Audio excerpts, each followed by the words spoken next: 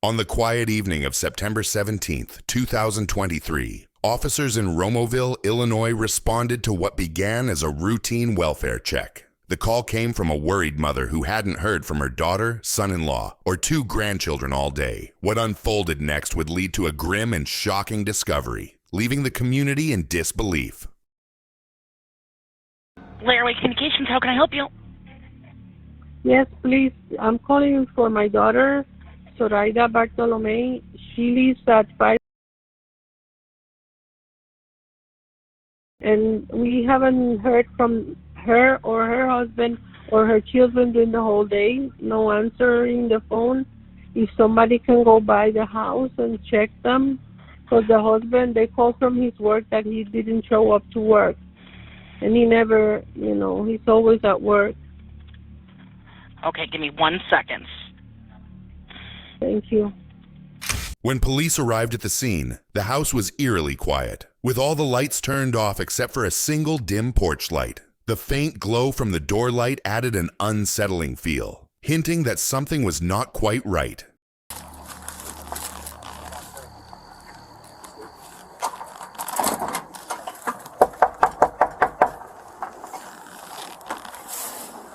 Thanks for coming.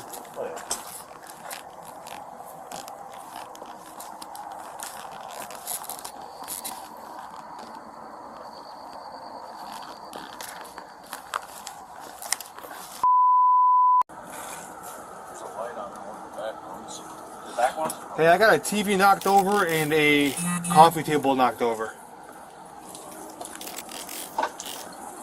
Romeo 367. Can we get another unit to Camden, please? Everything's 10-4. Hey. 10-4, 379 Romeo. Get on the phone with the 17 and call and figure out more information on this call. No, we're gonna go on that side because there's a gate over there. He's going to the car to get the number. Alright. You see the TV in the, Yeah, I was holding my cord. Hey, hold on, wait. You look in this window? Like a toy room, I could stand in the room. Nothing? Yeah, we'll see. All that's all this shit on toys.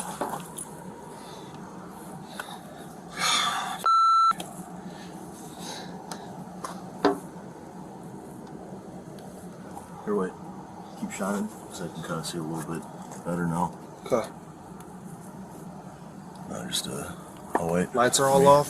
3 cars in the there's, front? alright, nothing in this room. I'm saying the lights are off. It's 9 o'clock on a Sunday. And, no, there's lights on in the back room. You can see it through that, second. Let's go in the backyard real quick.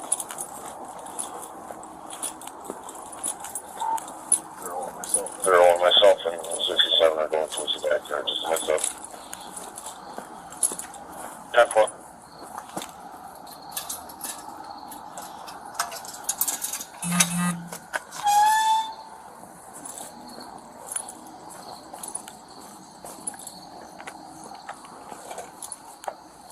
Keep an eye on that garage, yeah?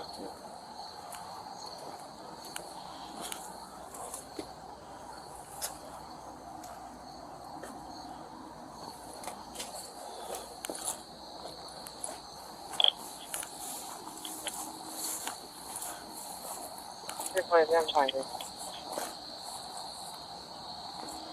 Captain.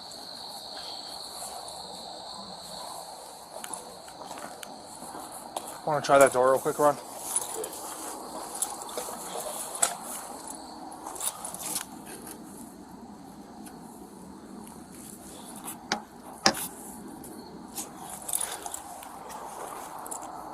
Let's go.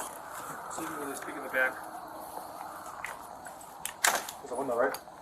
Yeah, 2 windows. Yeah. Yeah, I'll go this one now. This window open. No, it's not. Oh god. Dogs are dead. 2 dead dogs. I need more units here. The first unsettling discovery was in the kitchen, where officers found 2 lifeless dogs lying on opposite sides of the floor. This alarming scene prompted officers to deem the situation an exigent circumstance and proceed through the unlocked back door to investigate further. Hey, open the trunk. 79, no comment. 07 en route. 315 en route, proposed. 10-4. Units from 367. I'm waiting for at least one more to make entry.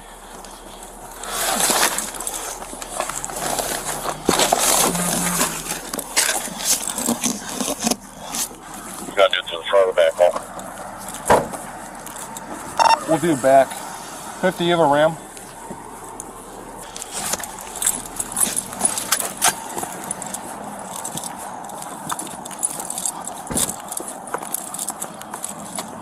Romeo 399 up. Coming up? Hold on. Hold it there. Yep. I'm gonna wait for.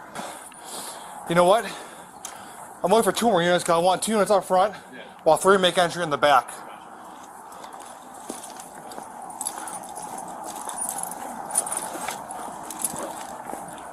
Yeah. Yeah, I didn't see anything at peak. Tell you what, Drake, go cover him. Cover the back door, Drake, from that corner. 10-4.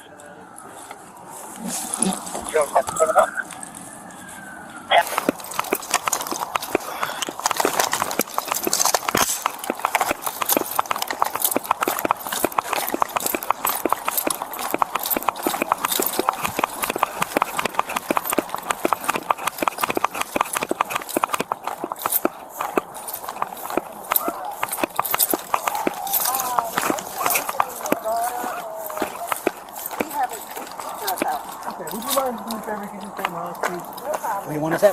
Okay, I want two people in front, holding the front. Keys.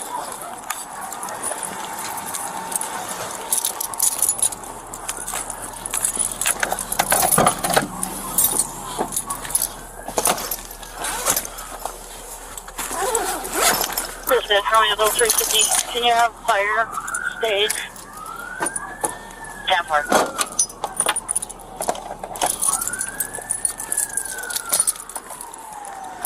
350. Any luck on that ram? I'm sorry, I didn't check. I'll be there in 1. No worries. I'm gonna force entry to the back. I got enough units here. We're gonna get going. You two going in back? You with me. 10-4, we're coming up 23. You guys hold the front, okay? From a position of cover, please. I don't know if anybody's in there or not. You got another door right here. Hey, you know what? Hey, I want one of you guys holding this one. One of you guys holding the front. There were no other side doors, right? No, not that I know of. Hey, Ron. Yep. Here's what we're gonna do, okay? I'm gonna boot it. We're gonna go nice and slow, all right?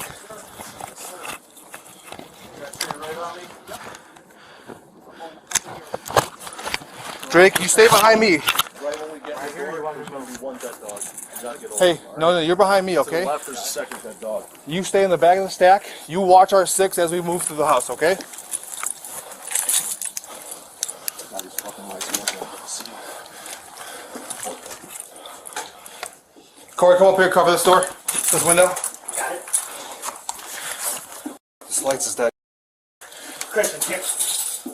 Here, why don't you Next side. No, I got one. check the door. Here, Door cover first. the window. What do you see, Corey? Boom, move up, move up. 399 up 23.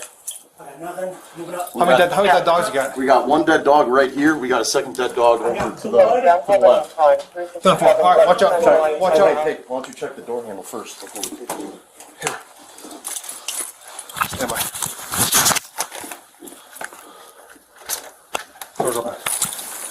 All right. Hold on. Dispatch Romeo 350. 1033 traffic. Romeo units 1033 traffic on me. Make an entry 33 traffic only. All right, Ron, go ahead. For privacy reasons, the interior footage of the house remains undisclosed. However, the silence within was broken by the unthinkable signs of violence. Officers moved cautiously, clearing each room one by one. In the hallway near the living room, they discovered the body of an adult male lying face up in a pool of blood. He was later identified as Alberto Rolon, Zoraida Bartolome's husband. He had suffered fatal gunshot wounds to the head. As the officers advanced further into the house, they encountered a chilling scene in the bedroom. The door had been forcibly kicked in, evidenced by a large footprint and damaged wood around the lock. Behind the door lay the body of Zoraida Bartolome, whose life had been violently taken. Nearby, the devastating discovery of their 2 young boys, Diego and Adriel Rolon, shattered any hope. Both children were found lifeless, their innocence stolen in an act of unimaginable cruelty. This house, once filled with the laughter and joy of a happy family, had been transformed into a scene of unspeakable tragedy. Its walls, which once held cherished memories, now stood as silent witnesses to a horror that changed everything forever. Based on evidence recovered from Alberto and Zoraida's phones at the crime scene, police were led to the residence of Ermalinda and Nathaniel. Investigators had uncovered that Zoraida was involved in an affair with Nathaniel, adding a complex layer to the case. As officers arrived, they were prepared to confront a web of relationships and motives that could hold the key to understanding the horrific events at the Rolon household. Hello. Hi, Ermalinda. My name is Detective Garcia. Hello. From the Romero Police Department. This is Detective Wagner. Hello. I know you know what's going on and why you were here. Okay? I know you were talking on the phone with your husband right now. Husband Okay. or boyfriend? It's just a boyfriend. Okay. Does he live here with you? How long have you guys been together? 2015. Okay. We're investigating a murder. Okay? I murdered someone. So, we have in our possession some phones, okay? And in those phones, we're doing what is called a phone dump. So what happens is if anybody's talking on a text app that you can download, for example, Text Now, we can retrieve those messages. Okay. We have retrieved those messages, all right? We've read them. They're pretty clear that somebody's pretty upset at the victim, okay? Is there any way that these text messages are going to come back to you? Or your name, or your phone, or anything associated with that? Okay. So we'd like to speak with you without him present. Are you okay with that? Sure, do you want me to walk away? Wherever you're comfortable. Wherever you're comfortable, right? Well, the dogs are all around, so... Oh yeah, but we're out front of the house in the backyard, right? I'm not saying go in. I'm not saying go in the house, but we can talk with you out over here. If you're okay with that? We can go over by my car if you'd like. Let me get my jacket. Okay. Sure. Thank you. Police officers, aware of the Ring camera positioned at the front door and knowing Nathaniel could be watching, carefully convinced Ermalinda to speak with them in private. To avoid alerting Nathaniel, they escorted her to their patrol car, where they could discuss the situation discreetly and without interference.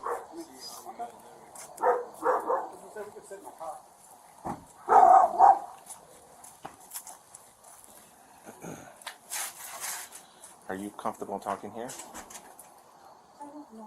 Why don't we go in my car? We can go in the car. We'll You're an adult. None of the neighbors are gonna. We'll be in the car. The windows are tinted. You're safe with us.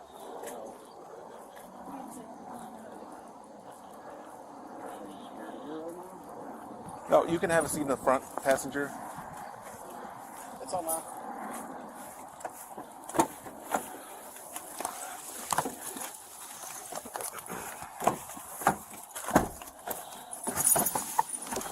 I don't want him to come out. Ermalinda, do you mind if we drive down the street? If he comes out, he's probably going to tell you to go back inside. Are you going to do that, or what do you want to do? Well, you guys obviously have me. You can't really say much, right? Well, it's what we want to talk to you alone, separate from him. That's what we're I trying want to to make sure do. that you're safe. Okay, can we go by the park? Sure. Yeah. Down that way. Okay. Do you want to? What I'm gonna do is I just gotta document mileage and stuff. Okay. And everything's, we got body cams on. Just tell me where we're going. You want to text? Yeah. Officers drove to a nearby park with Ermalinda to discuss her potential involvement in the case. Okay.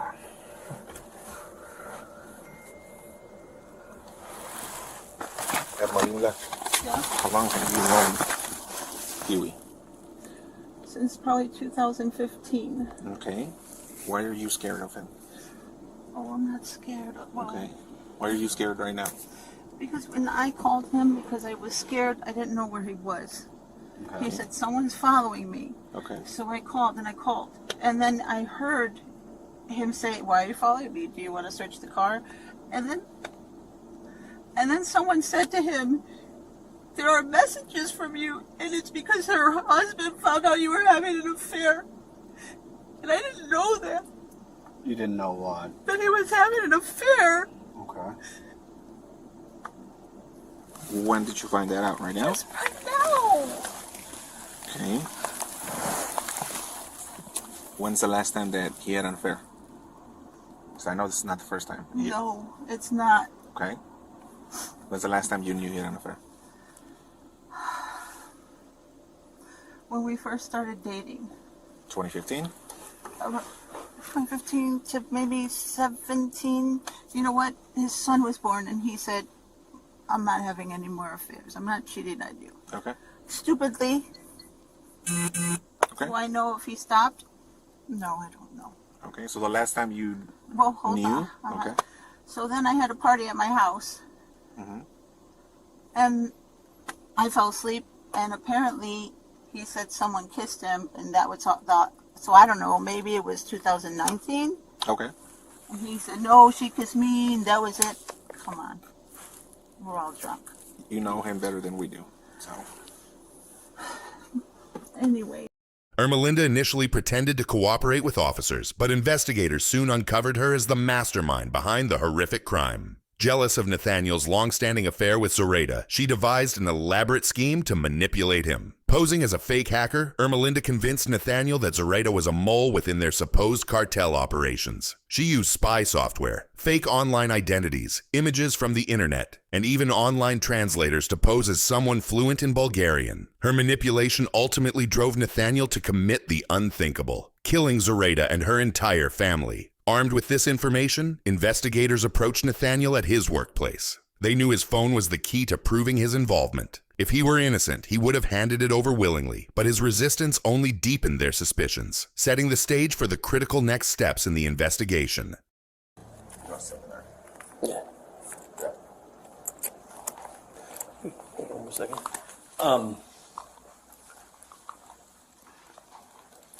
So we were talking with the bosses, and they said, well, we already went through phones. They already got one half of the conversation. And you said you talked to her on your phone, right? Okay. So what we'd like, or what we're asking for, is consent to get the text messages off your phone between you and her, to Snapchat or whatever it is between you, so we have both sides of it. Trying to eliminate you as a suspect, but... It's on the computer, right? Hmm? You can get it out of the computer. No, we have to take the phone, we plug it in, we take it out, and then we give your phone back. Oh, I didn't have anything in there. That's even better. No, I believe you, but... Well, yeah, I mean, just let me see it. But, I mean, I believe you, it's just the problem is that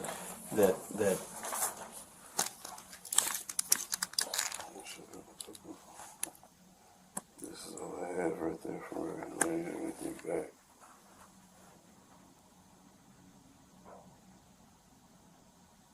Oh, this from this morning? Yeah. Everything else, so you'd have to grab it from the computer. Well, I mean, it would be on there. It would be on your phone. You can't.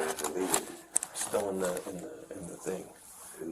In the catch. When you delete stuff, it's never actually. So let's just say you have like a 64 gig phone. You use about 58 of it. The rest is the catch. It stays in the catch.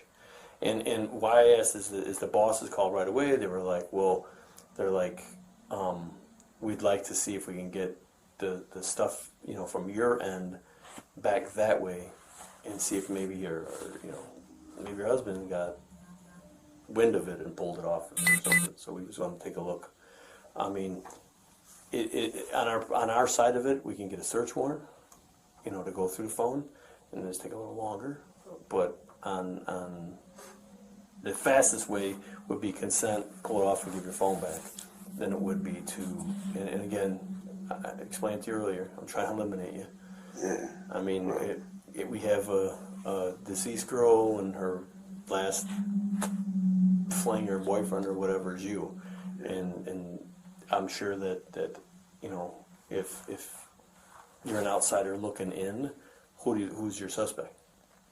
I mean, and so I'd like to eliminate that. I'd like to say, well, no, we looked through stuff. He didn't have nothing to do with it. We're done with it.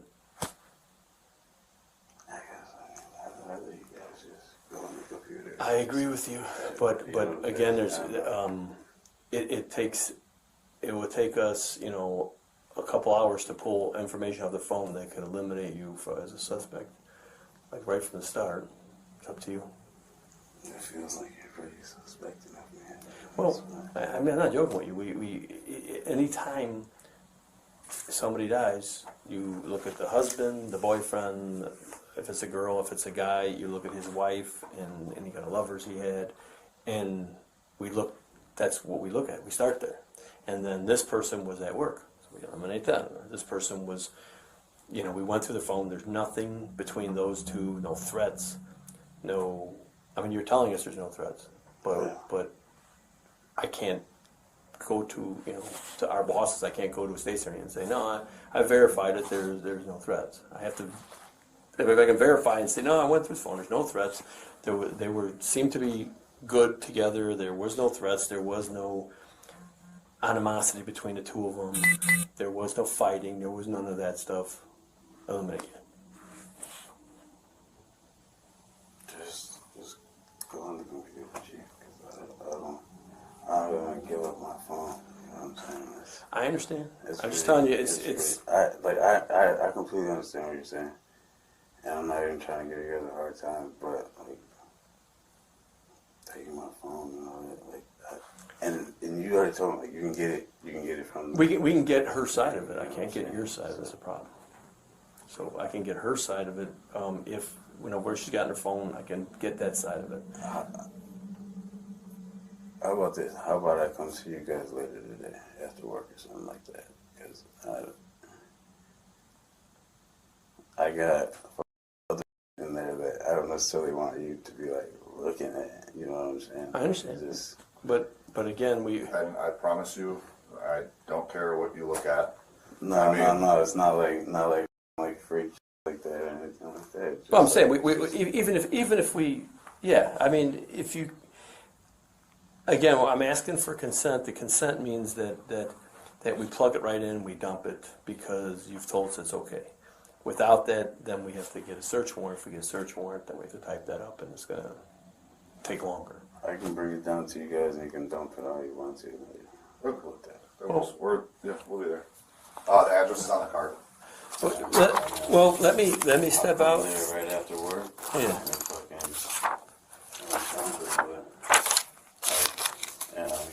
Yeah, that's we'll have to do that. Yeah, but I mean, you do understand how that kind of defeats the purpose, though. Like we're looking for you know, like Snapchat stuff, and then you delete Snapchat stuff. It's going to kind of look like you're guilty. You know what I'm saying? I haven't opened my Snapchat in so long, so you're welcome to look into it. You know what I'm saying? Well, the computer will show. Yeah. And I'm not not trying to BS you. It will show what was deleted. So the computer shows everything. Like just now, when you open up the phone to show me that text message, when I plugged in the computer, it's going to say at this date, at this time, somebody opened up a text message, and a text message read blah blah blah. So if you just delete some photographs that you don't like, then you're right that'll show in there, and we don't really care about that. But if it shows you deleted a shitload of text messages and this, it's going to show you did that, and it's going to make you look guilty again. And again, I'm not threatening you. I'm not babying you. I'm trying to be like man to man, honest with you. I'm trying to eliminate you as a suspect, and doing suspicious things between here and there could hurt you. No, yeah, I get what you're saying completely. Okay. Yeah, like I said, I'll come down there later today. We'll dump it and have it back. Okay. All right, you got my card with the address on it. Yeah. I'm sure. Okay. Just like. All right. Thanks, sir. Sorry, No, you're good.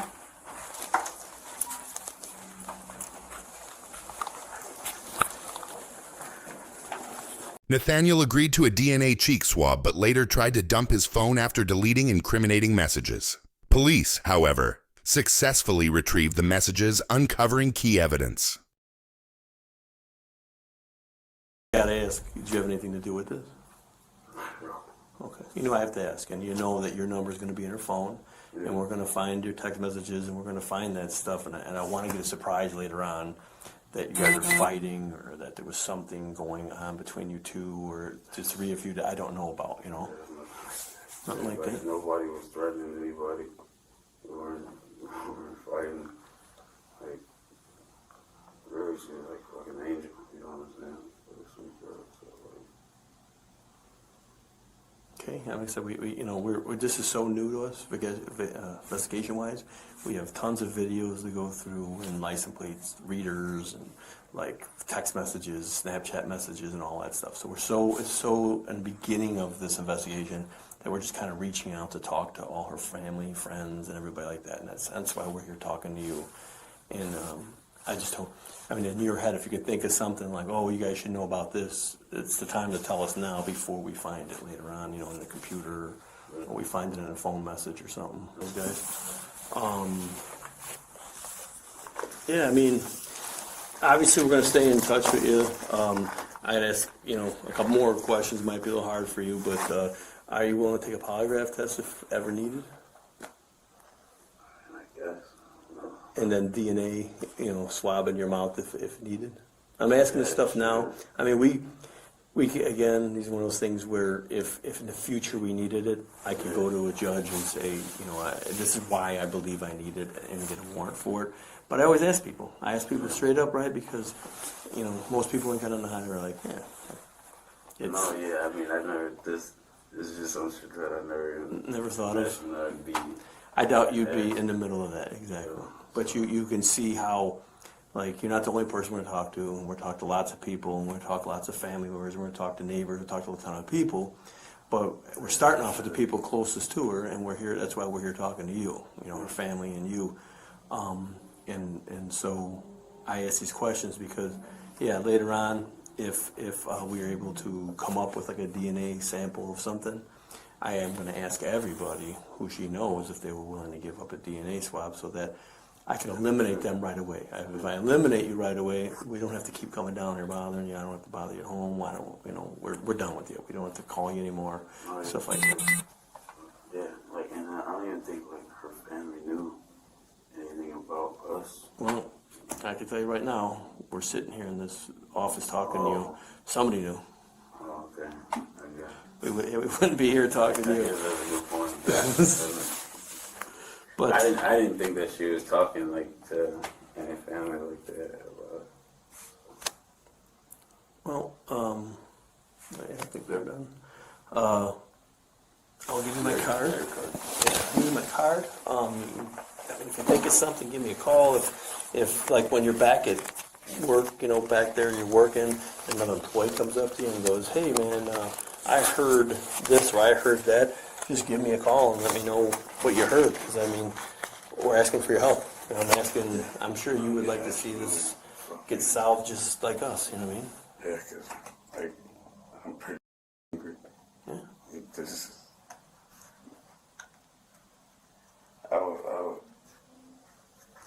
like I said, nothing against my wife, man, but like just a different connection with someone. Yeah. You know, and that I just felt like really strong. You know what I'm saying? Yeah, and you're right. You're better off here at work, you know, working and keeping your mind off it than sitting at home and dealing with, you know, just sitting there alone or with her thinking about this. So. Yeah. All right. Well, thank you.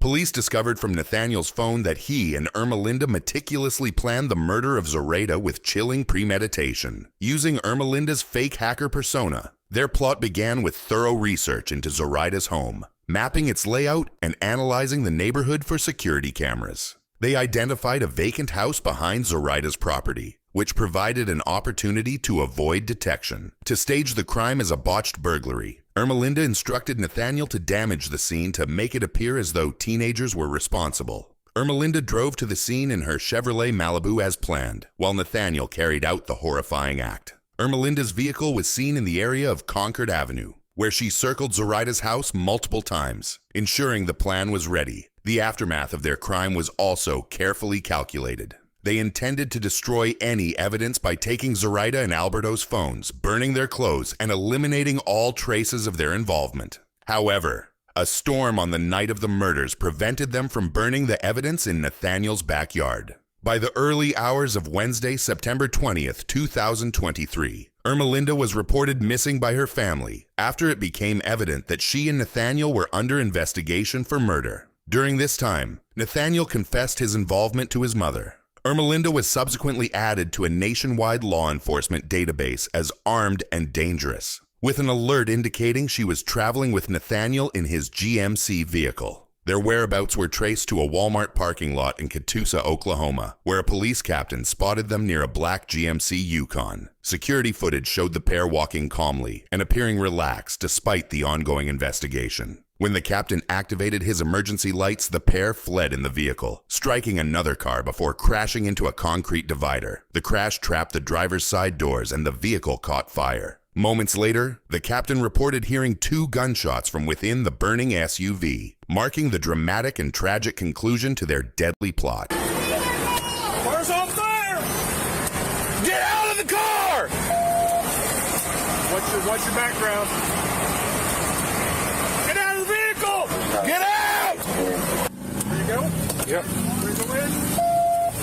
Oh, you want to go in? Go in. Let's go. Let's go.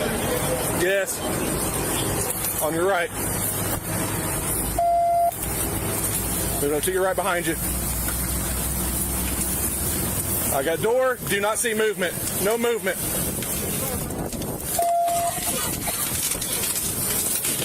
Get out! Get out! Get out! Get out! Get out now! Come out now! Or maybe I caught you. I don't see anything. Got your cover. Cover. Got it. Nothing. Floorboard.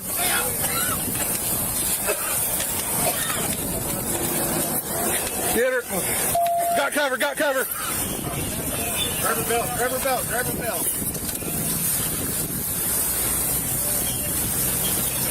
You got that door?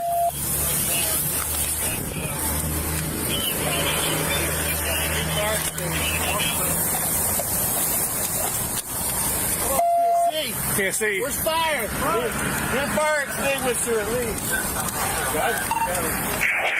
Fire, go ahead and come up here. We need extinguisher. Behind you.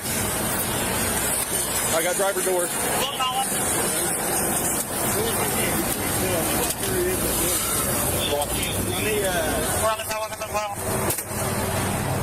Get a baton!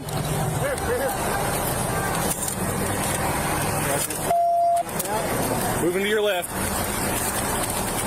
Go ahead.